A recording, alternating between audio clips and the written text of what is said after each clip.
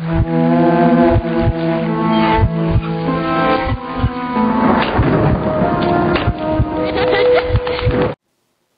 guys, Frightener22 here, and welcome back to day 12 of my 31 Frightening Days of Halloween Marathon. Now, tonight we're just going to take one final look at some classic Nick shows that I grew up loving in the 1990s, and I can, promise you guys tonight will be the last, Nick specials retrospective, but I had to get them out of my system because they were such staples for me in the 1990s. So, without further ado, let's get into it. The first one that I chose to take a look at is the Adventures of Pete and Pete Halloween special entitled Halloweenie. Now, this is from the second season of the show, and this episode is just so awesome. The story deals with our two main characters, two brothers, both named Pete, and the younger brother has always strived to break the record in their town of Wellsville for, collecting candy from the most amount of houses that was, a record set 31 years prior. So his goal is to actually do that, break the record with his older brother, Pete. But, unfortunately, there's a gang called the Pumpkin Eaters around Wellsville that are trying to destroy the spirit of Halloween. So if the Pumpkin Eaters are successful this year, it will be the town of Wellsville's final Halloween.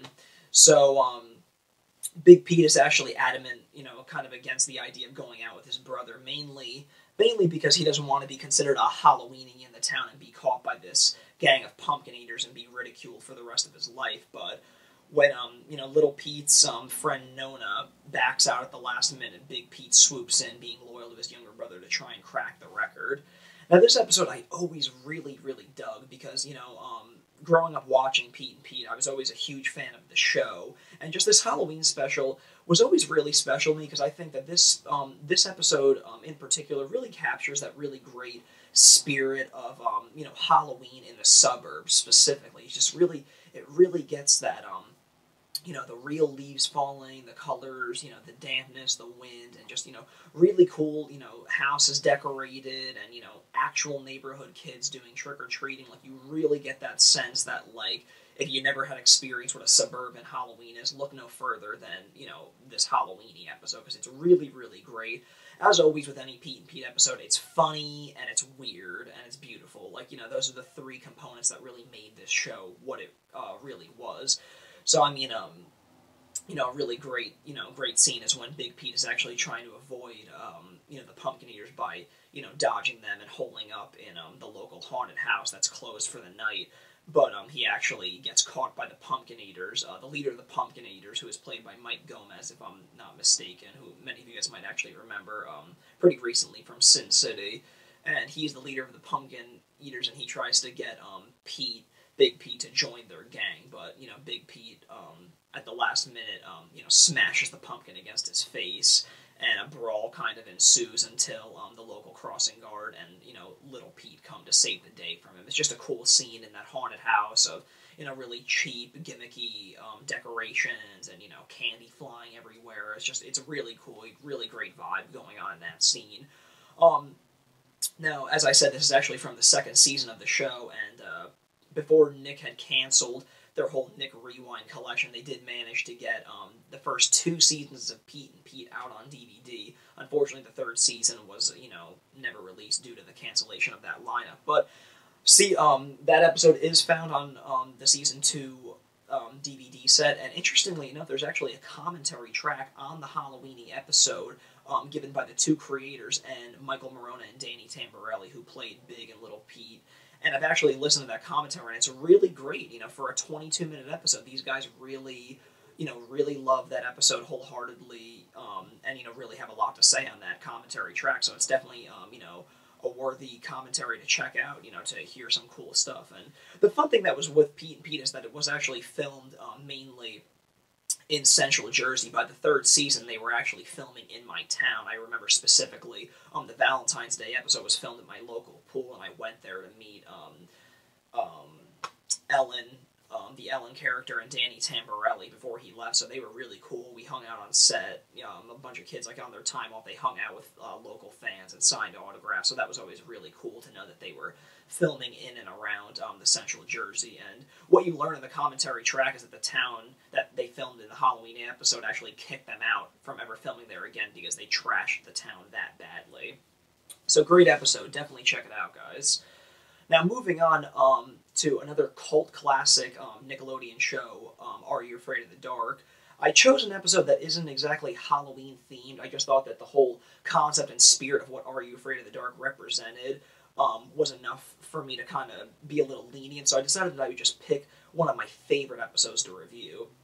And in this episode, I actually chose the Ghastly Grinner. And this episode is really, really fucking cool. I always dug this episode. It's from the 4th season of the show, and it deals with a striving teenage comic book artist who's, really trying to make a name for himself, with his illustrations and his, comic book drawing talents, but he's unsuccessful. So one day he gets a letter, inviting him to the grand opening of this new comic book shop, and the owner of the shop tells him about this, this one-issue comic entitled The Ghastly Grinner, and the artist that actually had drawn the comic disappeared after that because he realized he had unleashed something really evil in the comic. So ever since then, the artist hadn't been found, and the kid takes the comic into his possession, and when it's taken away from him in class by a teacher and dumped into, a fish bowl getting all wet, the kid decides to, dry it off in the microwave when he gets home. I mean, the likeliest of scenarios, but that in turn brings the Ghastly Grinner out of the comic book world and into our world to wreak havoc and turn, innocent victims into, laughing idiots, pretty much. So it's his job with, this female nerd in his science class to put an end to the Ghastly Grinner and put an end to, his reign of terror once and for all. Now, this episode I just really dug. Like I said, it's not really Halloween-inspired, but the whole concept of what Are You Afraid of the Dark represented, which is, just a really spooky-filled campfire story type show. I just thought that I could really pick and choose, a little bit more of my favorite, because one Halloween episode from the Are You Afraid of the Dark lineup was actually one entitled, I think, The Tale of the Twisted Claw, and that was actually Halloween-inspired.